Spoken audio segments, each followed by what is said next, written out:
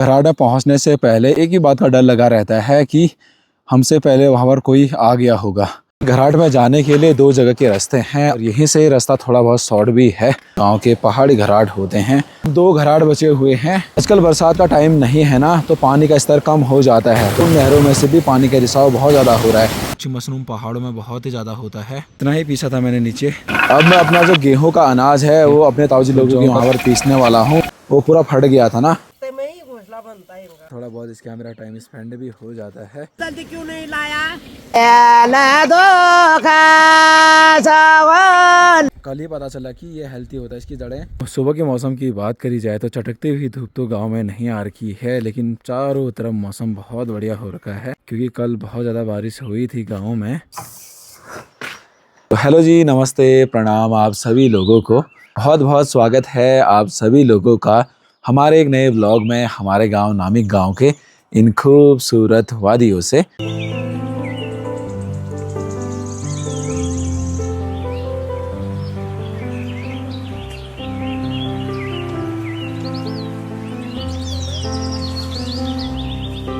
तो सुबह के अभी 6:30 हो रहे हैं और मैं जा रहा हूँ पंचक्की पे, जिसे हम लोग बोलते हैं घट अपने पहाड़ी भाषा में, और घराट भी हम इसे कहते हैं। तो मेरे पीठ में अभी दोस्तों गेहूं का अनाज है, तो इसे ही पीसना है घराट पे। हमारे गांव में ना, हमारे अगल बगल में हमेशा मैना आते हैं और सुबह सुबह इनकी जो आवाज़ें हैं वो बहुत प्यारी होती है। हमारे नामिक गाँव से लगभग 2 किलोमीटर की सीधी रास्ते में ही हमारे गाँव का घराट है और पानी से ही वहाँ पर अनाज पर भी घराट पूरा पहाड़ी पंचक्की वहाँ पर है। क्योंकि हमारे गांव में तो उरेडा वाली लाइट है और शाम के समय में लाइट आती है, रात के समय में लाइट चले जाती है भाई।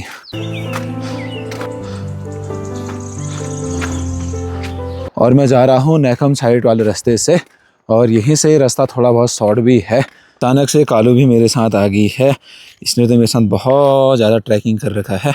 और जो रास्ते होते हैं ना, मेन रास्ते, तो उनमें इस प्रकार से ये पूरा गड्ढा हुआ होता है। बाकी घराट में पहुँचने से पहले एक ही बात का डर लगा रहता है कि हमसे पहले वहाँ पर कोई आ गया होगा। अभी लाइट 6:30 बजे गई, सुबह के टाइम में भी 2 घंटे तक लाइट आती है और उसके बाद क्या पता कोई ना कोई गया होगा वहाँ पर। तो अगर सारे घराट पूरे फुल हो जाएंगे तो कम से कम हमें 4 घंटा या 5 घंटा रुकना पड़ेगा उसके बाद।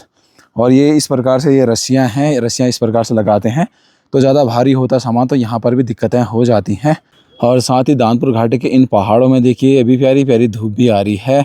नीचे साइड तो बिल्कुल भी धूप नहीं आ रखा है। मेल डॉग और फीमेल डॉग में ये अंतर होता है कि मेल डॉग घूमते रहते हैं, लेकिन जो ये फीमेल डॉग होते हैं ना, वो हमेशा अपने मालिक के साथ अधिकतर आते रहते हैं। कालू, तो जिस बात का डर था वही हुआ। यहाँ पर ऑलरेडी कोई ना कोई आ रखा है। खूबसूरत से घने जंगलों के बीचों में ही हमारे गांव के पहाड़ी घराट होते हैं। तो यहाँ तो भाई ऑलरेडी फुल हो रखे हैं और यहाँ पर हमारे जो गांव के बुबू जी हैं वो लगे हुए हैं भाई। करीबन अब 2 घराट बचे हुए हैं, तो नीचे पर चलते हैं और वहाँ पर देखते हैं। दूसरे घराट में भी लगा हुआ है पानी, पूरा यहाँ से बंद कर रखा है, यहाँ खोल रखा है। यहाँ पर भी ये घराट पूरा का पूरा फुल हो रखा है।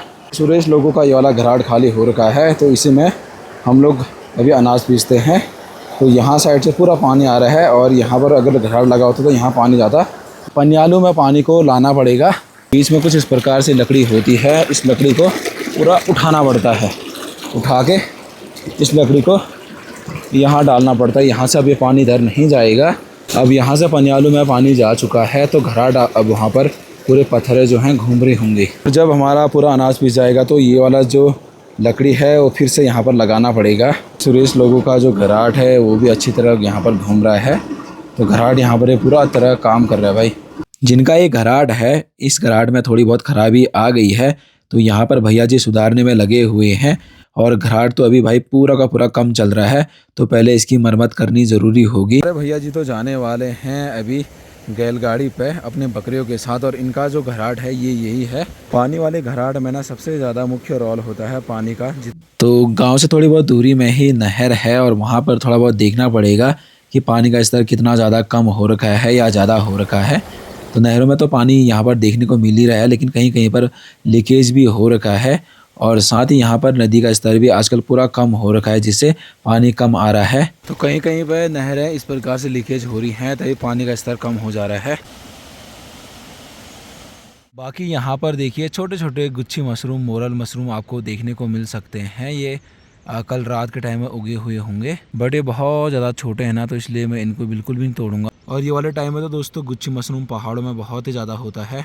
बाकी एक मशरूम यहाँ पर हो रहा है, ये भी बहुत ज़्यादा छोटा है। हमारे पहाड़ों में एक कहावत है ना कि जब बहुत ज़्यादा तेज़ बारिश भी होती है या बारिश हल्की भी हो, लेकिन बादल जब गरजते हैं तो ये वाले सीज़न में मोरल मशरूम लगते हैं। यहाँ पर भी कम से कम 1 2 3 4 5 ये लग रहे हैं।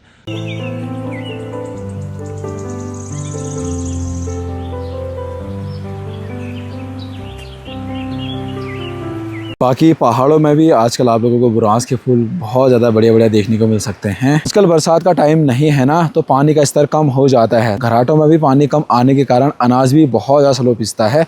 और साथ में जो नहरें बनी हुई हैं बिजली घर के लिए और घराट के लिए, उन नहरों में से भी पानी का रिसाव बहुत ज़्यादा हो रहा है, जिससे पानी का स्तर और ज़्यादा कम हो जा रहा है भाई।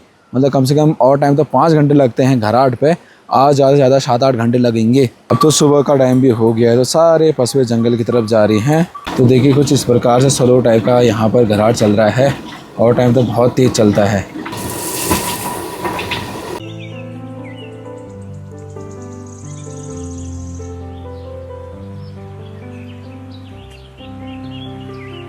इतना ही पीसा था मैंने नीचे, तो इसको भी ऊपर लेके चलते हैं। लो ताऊ जी ने तो अपना अनाज पीस लिया है। यहाँ पर ताऊ जी ना दोस्तों जौ पीस रहे थे गायों के लिए, तभी जाके इन्होंने जल्दी पीस लिया है। पूरा भूसा वूसा एक साथ पीस रखा है गायों के लिए। मैं अपना जो गेहूं का अनाज है वो अपने ताऊ जी लोगों के वहाँ पर पीसने वाला हूँ। नीचे पर तो बहुत ज़्यादा दिक्कतें हो रही थी। साथ ही हमारे पहाड़ों में जो घराट के आकार होते हैं वो छोटे होते हैं, और दरवाजे भी बहुत ज़्यादा छोटे होते हैं, हमारे कमर तक के दरवाजे होते हैं।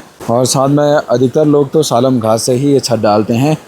कुछ दिन पहले पापा जी लोग ये वाला पत्थर लाए थे, कम से कम 3 कुंटल का ये पत्थर है। तो ताऊ जी ने तो यहाँ पर जौ पीस लिया है अपने गायों के लिए। तो बड़े पापा यहाँ पर आ गए हैं जिनका घराट है।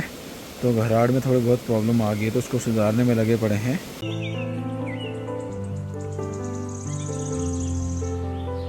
भाई मैं आगे से यहीं पर हूँ, तो दादी जी यहाँ पर आ गए कि यार मैं कहीं मेरे को कुछ हो तो नहीं गया करके। और साथ ही साथ सुबह सुबह खूबसूरत खूबसूरत पक्षियों की आवाज़ सुनने को मिलती है। ये जो है ना छोटी चिड़िया, हमारे पहाड़ी में चिरबूल कहते हैं इसको। पिछले बार यही बनाया था इन्होंने, नींबू के टहनी पे ही पत्ते।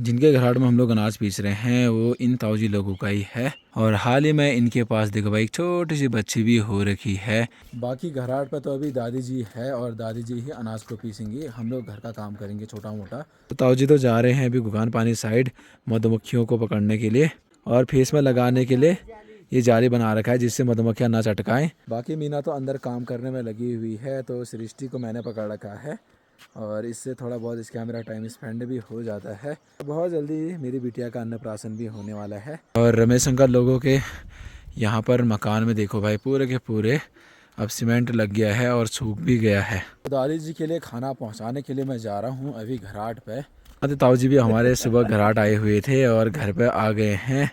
हाँ अभी जा रहा हूँ, दादी गई है। खाना खाते समय दादी जी को मट्ठा भी ना अच्छा लगता है, तो मैं मट्ठा लेके भी आया हूँ। तो आ गया हूँ और दादी के लिए खाना तुमने जल्दी क्यों नहीं लाया? चाय बना के लाना था, मैंने तो खाने की कोई जरूरत नहीं। इसमें रम लाया हूँ, रम। और हमारे बाजी जी लोग भी यहाँ पर आए हैं घराट में अनाज पीसने के लिए, तो ये भी दिन भर यहीं पर हैं भाई। बाकी अम्मा इसमें मैं रम लाया हूँ, चाय नहीं लाया, रम लाया हूँ, सारा गम भुलाओगे। हाँ बर्तन पीने के लिए उसमें पियोगे। तो थोड़ा बहुत दादी जी यहाँ पर ना आटे से थोड़ा ख़राब हो गई होंगी, तो यहीं पर ही मुँह धोने में लगी पड़ी हुई है। आ रहा हूँ मेरे नाती ने, मैं इसके लिए सुबह से रो रही हूँ कहाँ गया क्या गया करके, इसने मेरे लिए चाय नहीं लाया। ये तो मेरे को अम्मा नहीं होते हैं, खाली पाला मैंने इसको, कहीं बिच्छू के जड़ के नीचे नहीं पहुँचा दिया उस समय।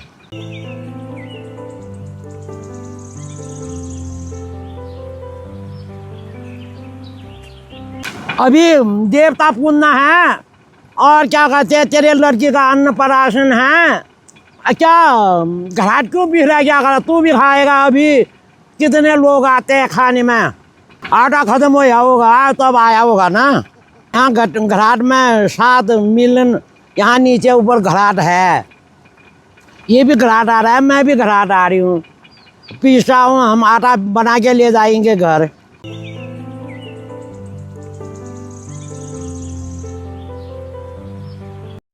बिरादरों का पानी चक्की है, ये पत्थर ला रहा है वो वहाँ से भोग के, ऐसा होता है। ये लकड़ी का है, ये टीन का है, ये पत्थर का है, ये पत्थर है। हमारे वहाँ पानी चक्की ऐसा ही होता है, खास मशीन नहीं हो रहा है, मोटा मोटा जैसा लग रहा है। अब क्या करूँ, अब तो 2, ढाई 3 बजे तब जाएंगे घर।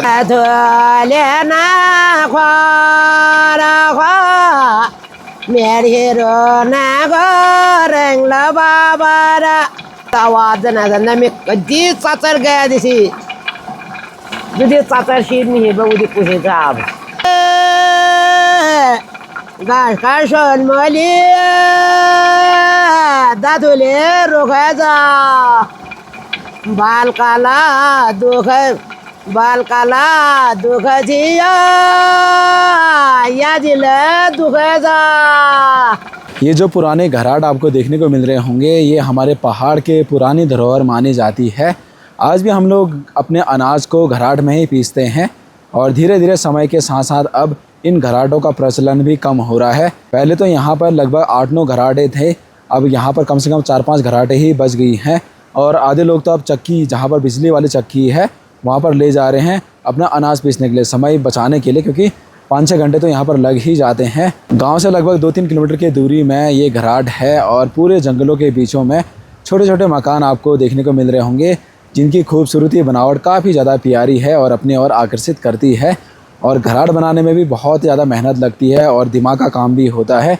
पुराने ज़माने के लोगों ने अपना इतना दिमाग लगाया कि इस प्रकार का घराट का निर्माण किया, मतलब उन्हें एक पुराना इंजीनियर साइंस ही कह सकते हैं।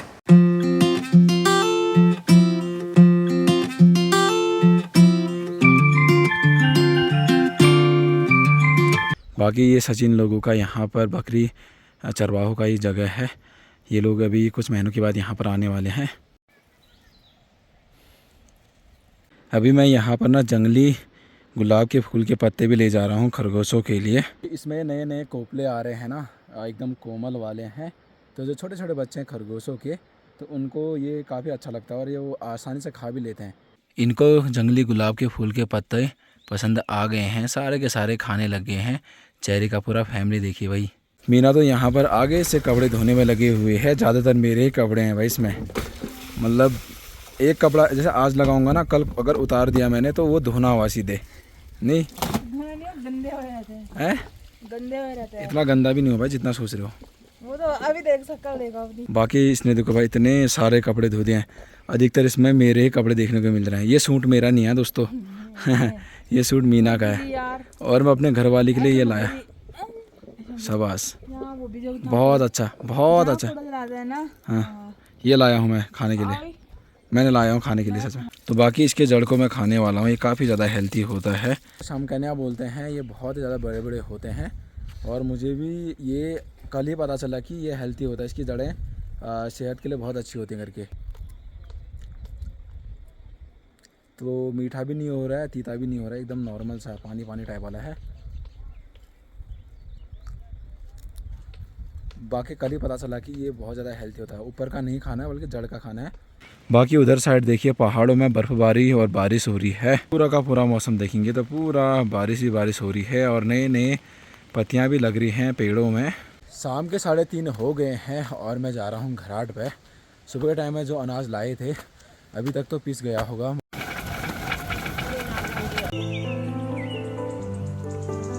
शाम होते ही गौ माता भी आ जाते हैं जंगलों से घर की तरफ। सुबह के 6:30 बजे से लेके शाम के 4 बजे तक का आज अपना पूरा घराट में ही काम था ये। खासकर दादी जी बेचारी आगे से लगी बैठी हुई थी। तो चलिए जी पहुंच चुके हैं घर पे और मिलते हैं आपको कल एक नए ब्लॉग के साथ, ठीक है। 2 दिन में तो सासू माँ लोग चाचा लोग सारे लोग आने वाले हैं। तो मिलते हैं आपको कल, तब तक के लिए जय हिंद, जय भारत, जय देव उत्तराखंड, बाय बाय आप सभी लोगों को। और दादी आ रही है पीछे, आप ऐसा मत सोचना कि नहीं आदमी लेके आए, दादी पीछे आ रही, माठो माठ आ रही है।